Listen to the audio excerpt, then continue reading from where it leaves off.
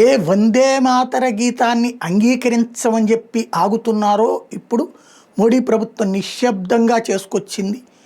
ఒకటి, చట్ట ప్రకారం వందే మాతర గీతం అన్నటువంటి దానికి జనగణమన కంటే ఎక్కువ ప్రయారిటీ ఇవ్వద్దంటూ కోర్టులకు వెళ్ళినప్పుడు దాంట్లో వాళ్ళేమి ఎక్కువ ఇవ్వట్లేదు కదా అని చెప్పి కోర్టు కూడా కొట్టేసిన సందర్భం. కూల్గా వందే మాతరాన్ని ప్రభుత్వ అధికారిక కార్యక్రమాలలో పాడటం ఆరంభించారు.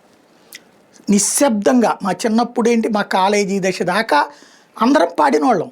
అకస్మాత్తుగా ఆ పాట ఎప్పుడు ఆపేశారో తెలియదు, వందే మాతర గీతం ఎప్పుడు ఆపేశారో తెలియదు. నిశ్శబ్దంగా జరిగిందని నిశ్శబ్దంగా ఆచరణలోకి తెస్తున్నారు. వీళ్ళు కూడా నిశ్శబ్దంగా పక్కన పెట్టిందని నిశ్శబ్దంగా ఆచరణలోకి తెస్తున్నారు. ఇప్పుడు వివిధ రాష్ట్రాల్లో ఇప్పుడు బెంగాల్ ప్రభుత్వం, సువేందు అధికారి ప్రభుత్వం తప్పనిసరి చేసింది. తమిళనాడులో నేను అదే కదా గొడవ, వందే మాతరంతో ప్రారంభించారన్నట్టుంది.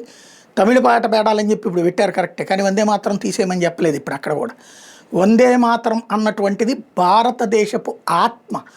ఆ ఆత్మని నిశ్శబ్దంగా దాచిపెట్టి లేదా తొక్కిపట్టే ప్రయత్నం చేస్తే ఇప్పుడు ఆ ఆత్మ శరవేగంగా జనం గొంతుల్లో నుంచి బయటకు వస్తుందన్నమాట.